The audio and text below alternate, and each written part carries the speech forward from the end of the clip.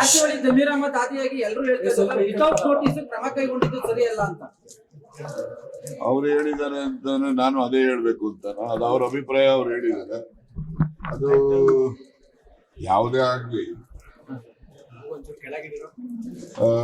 ಯಾರ ಮೇಲೆ ಏನೇ ಒಂದು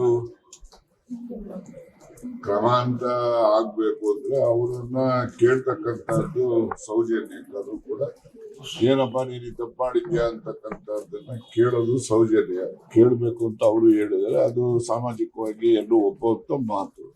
ನಿಮಗೂ ಕೂಡ ಹಂಗೆ ಆಯ್ತು ಸರ್. ನಮಗ್ ಬಿಡ್ರಿ ನನ್ನ ಸುದ್ದಿ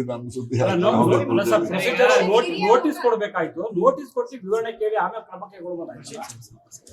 ಸರ್ವೇ ಸಾಮಾನ್ಯವಾಗಿ ಯಾರ ಮೇಲೆ ಏನೇ ಆರೋಪ ಬಂದ್ರು ಕೂಡ ಅದನ್ನ ಅವರನ್ನ ನೋಟಿಸ್ ಕೊಡ್ಬೇಕು ಅಂತಿಲ್ಲ. ಫೋನಲ್ಲಾಗ್ಲಿ ಇನ್ನೊಂದಾಗ್ಲಿ ಮತ್ತೊಂದು ಸೌಜನ್ಯಕ್ಕಾದ್ರೂ ಅವ್ರ ಹತ್ರ ಮಾಹಿತಿ ಪಡಿಬೇಕು, ಸತ್ಯಾಸತ್ಯತೆ ಬಗ್ಗೆ ಮಾಹಿತಿ ಪಡೆದು ಆ ನಂತರ ಕ್ರಮ ಇಡ್ತಕ್ಕಂಥದ್ದು ಅದು ಒಂದು ಸೂಕ್ತವಾದಂತದ್ದು ಅಂತೇಳಿ ಎಲ್ಲರೂ ಭಾವಿಸಿದ್ರೆ ನಾನು ಕೂಡ. ರಾಹುಲ್ ಗಾಂಧಿ ಸೋನಿಯಾ ಗಾಂಧಿಗೆ ರಾಹುಲ್ ಗಾಂಧಿಗೆಲ್ಲ ಪತ್ರ ಬರ್ತಿದ್ದಾರೆ ಸರ್. ನಮ್ಮ ಸಮುದಾಯದನ್ನ ಬಹಳ ನಿಕೃಷ್ಟವಾಗಿ ನಡೆಸ್ಕೊಡ್ತಾ ಇದ್ದಾರೆ. ಸರ್ಕಾರ ಬರ್ಲಿಕ್ಕೆ ಪೂರ್ಣ ಪ್ರಮಾಣದಲ್ಲಿ ನಾವೆಲ್ಲ ಸಹಕಾರ ಕೊಟ್ಟಿದ್ದೀವಿ, ಆದ್ರೆ ನಮ್ಮ ಮೇಲೆ ಈ ರೀತಿಯಾದಂತಹ ಹಾರ್ಶ್ ಡಿಸಿಷನ್ ಮಾಡ್ತಾ ಇದ್ದಾರೆ ಅಂತ. ಮುಸ್ಲಿಂ ಸಮುದಾಯ ಕಾಂಗ್ರೆಸ್ ಪಕ್ಷದ ಪರವಾಗಿ ಸಂಪೂರ್ಣವಾಗಿ ಬೆಂಬಲ ಕೊಟ್ಟಿದೆ ಅಂತಕ್ಕಂಥದ್ದು ನಿರ್ವಿವಾದ. ಅದು ಎಲ್ಲರೂ ಕೂಡ ಒಪ್ಪಿದ್ದೇವೆ, ಎಲ್ರಿಗೂ ಮನವರಿಕೆನೂ ಕೂಡ ಇದೆ. ಆದ್ರೆ ಜಮೀರ್ ಅವ್ರ ಮೇಲೆ ಇನ್ನೊಬ್ಬರ ಮೇಲೆ ಮತ್ತೊಬ್ಬರ ಮೇಲೆ ಏನಾದ್ರು ಕ್ರಮಗಳು ಅದು ಇದು ಅಂತಕ್ಕಂಥದ್ದು ಪ್ರಸ್ತಾಪಗಳು ಬಂದಾಗ ಹಾಗಂದಾಕ್ಷಣಕ್ಕೆ ಪೂರ್ಣ ಮುಸ್ಲಿಂ ಸಮುದಾಯನೇ ಕಾಂಗ್ರೆಸ್ ವಿರುದ್ಧ ಅಂತಾಗ್ಲಿ ಅಥವಾ ಅವ್ರ ಮೇಲೆ ಕಾಂಗ್ರೆಸ್ಗೆ ಕೋಪ ಇದೆ ಅಂತ ಭಾವನೆ ಆಗ್ಲಿ ಆ ಸಮುದಾಯದಲ್ಲೂ ಕೂಡ ಬರಬಾರ್ದು.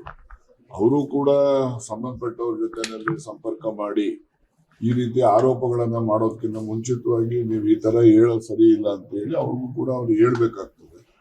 ತನಗೆ ತಾನಾಗೆ ಊಹೆ ಮಾಡಿಕೊಂಡು ಈಗ ಕಾಂಗ್ರೆಸ್ ಪಕ್ಷ ಮುಸ್ಲಿಂ ಸಮುದಾಯಕ್ಕೆ ವಿರೋಧ ಇದೆ ಅಂತಕ್ಕಂಥ ಭಾವನೆ ಜನರಲ್ಲಿ ಮೂಡ್ಸಕ್ಕೆ ಮಾಡ್ತಕ್ಕಂಥ ಪ್ರಯತ್ನ ಯಾರು ಒಪ್ತಕ್ಕಂಥದ್ದಲ್ಲ. ಇವತ್ತು ಕೂಡ ಕಾಂಗ್ರೆಸ್ ಇಂದ ಮುಸ್ಲಿಮರಿಗೂ ಸಹಾಯ ಆಗಿದೆ, ಮುಸ್ಲಿಮರಿಂದ ಕಾಂಗ್ರೆಸ್ ಪಕ್ಷಕ್ಕೂ ಕೂಡ ಸಹಾಯ ಆಗಿದೆ. ಇತ್ತೀಚೆಗೆ ಈ ತರ ರಾಂಗ್ ಒಂದು ರಿಪೋರ್ಟ್ ಹೈಕಮಾಂಡ್ ಗೆ ಹೋಗ್ತಿದೆ, ಪ್ರಕರಣಗಳು ತುಂಬಾ ನಡೀತಿದೆ ಅಂತ ಸರ್. ಅದೇ ನನಗೆ ಗೊತ್ತಿಲ್ಲಪ್ಪ, ಯಾರ್ಯಾರು ಏನೇನು ಉತ್ತರ ಕೊಟ್ಟಿದಾರೋ, ಯಾರ್ಯಾರು ಏನೇನು ಕ್ರಮ ಮಾಡಿದಾರೋ ಅದ್ರ ಬಗ್ಗೆ ನನಗೆ ಹೆಚ್ಚಿನ ಮಾಹಿತಿ ಇಲ್ಲ. ಸರ್, ಸಿಎಂ ಸೈಲೆಂಟ್ ಆಗಿದ್ದಾರೆ ಅಂತ ಒಂದು ಮಾತು ಹೇಳ್ತಿದ್ರೆ, ಮತ್ತೆ ಜಮೀರ್ ಅಹಮದ್ ಅವರು ಹೇಳ್ತಿದ್ದಾರೆ ಅವ್ರು ಸೈಲೆಂಟ್ ಆಗಿಲ್ಲ, ಅವ್ರು ಮಾತಾಡೋದು ಬೇರೆ ರೀತಿಯಂತೆ ಸೌಂಡ್ ಬರುತ್ತೆ ನೋಡಿ ಅಂತ ಹೇಳ್ತಾರೆ. ಹೌದು, ಅದು ನೋಡಿ ಅವರ ಅನಿಸಿಕೆ, ಅವರ ಅನುಭವ, ಅದ್ರ ಬಗ್ಗೆ ನಾನು ಹೇಳಕ್ ಹೋಗ. ನನ್ನ ಅನುಭವದಲ್ಲೂ ನಾನು ಮೊನ್ನೆನೆ ಹೇಳಿದ್ದೀನಿ, ಅಸಹಾಯಕರು ಇದ್ದಾರೆ ಅಂತ ಹೇಳಿ ಹೇಳಿದ್ದೇನೆ. ನಾನು ಒಂದೊಂದ್ಸರಿ ಸಿಎಂ ಇಷ್ಟೊಂದು ಅಸಹಾಯಕರ ಆಗ್ತಾ ಇದಾರಲ್ಲ ಅಂತಕ್ಕಂಥದ್ದು ನೋಡಿದಾಗ ಯಾರಾದ್ರೂ ಮಾಟ ಮಂತ್ರ ಮಾಡಿಸ್ಬಿಟ್ಟವ್ರೇನೋ ಅವ್ರ ಮೇಲೆ ಸ್ವಲ್ಪ ವಿಚಾರ ಮಾಡ್ತಾ ಇದ್ದೀನಿ.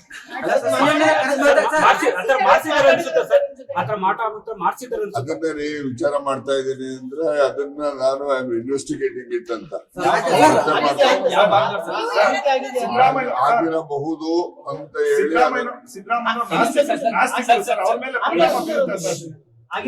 ಆಸ್ತಿಕರೋ ನಾಸ್ತಿಕರೋ ನೋಡ್ರಿ, ಆಸ್ತಿ ಯಾವಾಗ್ಲಾದ್ರೂ ಕೂಡ ಮನುಷ್ಯನ ಮೇಲೆ ಏನಾದ್ರು ಪರಿಣಾಮ ಆಗ್ಬೇಕು ಅಂದ್ರೆ ಅವ್ರು ಆಸ್ತಿಕರೇ ಆಗಿರ್ಬೇಕು ಅಂತಲ್ಲ, ಅಥವಾ ನಾಸ್ತಿಕರಾಗಿರ್ಬೇಕು ಅಂತಾನೂ ಅಲ್ಲ. ಬರ್ತಕ್ಕಂತ ತೊಂದ್ರೆ ಯಾರನ್ನೂ ಬಿಡೋದಿಲ್ಲ.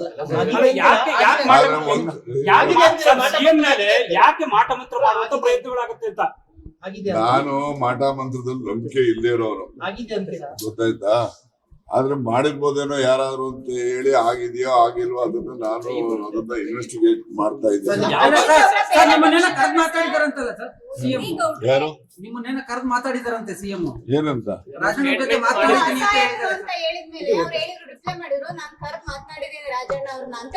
ಕರೆಕ್ಟ್ ಮಾತನಾಡಿದ್ದಾರೆ. ಈಗ ಮಾಟ ಮಂತ್ರ ಅವರು ನಂಬಲ್ಲ, ನಾನು ನಂಬಲ್ಲಪ್ಪ, ನಡೀರಿ ಸುಮ್ಮನೆ. ಅದೆಲ್ಲ ಹೇಳಕ್ ಆಗ್ತದೇನಮ್ಮ? ಈಗ ಹೇಳುವಂತವೆಲ್ಲ ಹೇಳಿದೀನಿ. ಸಿಎಂ ಅವ್ರಿಗೆ ನೀವೇನಾದ್ರೂ ಧೈರ್ಯ ತುಂಬುವಂತದ್ದು ಅಥವಾ ಗಟ್ಟಿಯಾಗಿ ನಿಲ್ಲಿ ಅನ್ನೋ ಹೇಳುವಂತ ಸಿಎಂ ಅವ್ರಿಗೆ ಯಾರು ಏನು ಗಟ್ಟಿಯಾಗಿ ನಿಲ್ಲಿ ಅಂತ ಹೇಳಿಸ್ಕೊಳ್ಳುವಂತ ಅಸಹಾಯಕತೆ ಅವ್ರಿಗೆ ಬಂದಿಲ್ಲ. ಅವ್ರು ಯಾವಾಗ್ಲೂ ಗಟ್ಟಿನೇ. ಆದ್ರೆ ಈ ಕೆಲವು ಬೆಳವಣಿಗೆಗಳು ನಡೀತಾ ಇರ್ತಕ್ಕಂಥ ಹಿನ್ನೆಲೆಯಲ್ಲಿ ಕೆಲಸದ ಒತ್ತಡನೋ ಬೇರೆ ಒತ್ತಡನೋ ಅವರು ಒಂದ್ ಸ್ವಲ್ಪ ಸೈಲೆಂಟ್ ಇದ್ದಾರೆ ಅಂತ ಯಾರನ್ನ ಹೇಳಿದ್ರೆ ಅದು ಸರಿ ಏನೋ ಅಂತ ನಮಗೂ ಅನ್ಸುತ್ತೆ. ಆದ್ರೆ ಏನು ಅಸಹಾಯಕತೆ ಬಗ್ಗೆ ನಾನು ಈಗಾಗ್ಲೇ ಹೇಳ್ದಂಗೆ ಯಾರೋ ಮಾಟ ಮಂತ್ರ ಏನಾದ್ರು ಪೂರ್ತಿ ಮಾತಾಡಕ್ಕಾಗಲ್ಲ.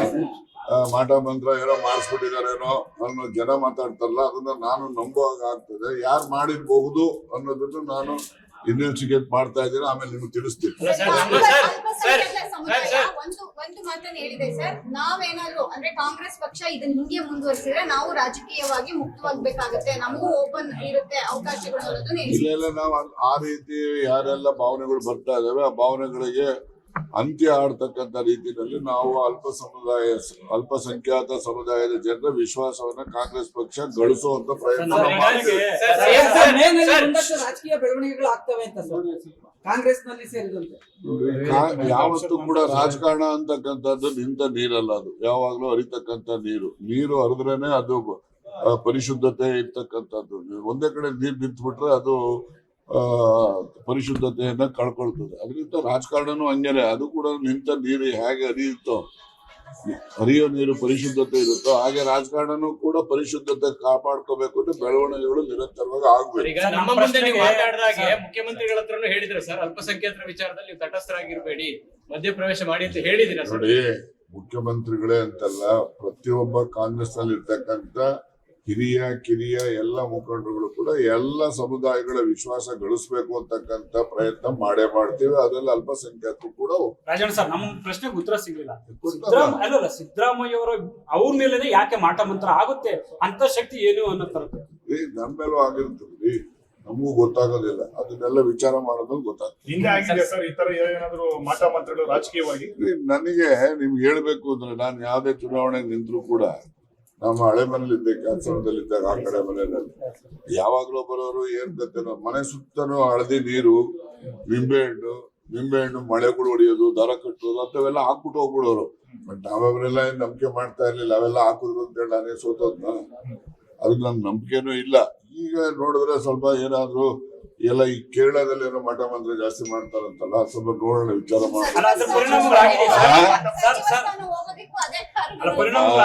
ಎಲ್ಲ ನೋಡಿ. ಅವೆಲ್ಲ ನಾನು ಹೆಚ್ಚು ಲಂಬಿಸಿ ಹೇಳಕ್ ಹೋಗೋದಿಲ್ಲ. ಈಗ ಏನಿದೆ, ಮೇ ತಿಂಗಳಲ್ಲಿ ರಾಜಕೀಯ ಬೆಳವಣಿಗೆಗಳು ಕೂಡ ಆಗ್ತವೆ. ಮತ್ತೆ ಸಿದ್ದರಾಮಯ್ಯನವರು ಕೂಡ ಏನು ಸಹಾಯಕರಂತ ಹೇಳ್ತಕ್ಕಂಥದ್ದು ಸರಿಯಾದ್ದೇನಲ್ಲ. ಅವರು ಸಹಾಯಕರನ್ನ ಎಲ್ಲ ಶಕ್ತಿ ಇದೆ ಅವರಿಗೆ. ಮುಂದಿನ ದಿನಗಳಲ್ಲಿ ಎಲ್ಲವೂ ಸರಿ ಹೋಗ್ತದೆ.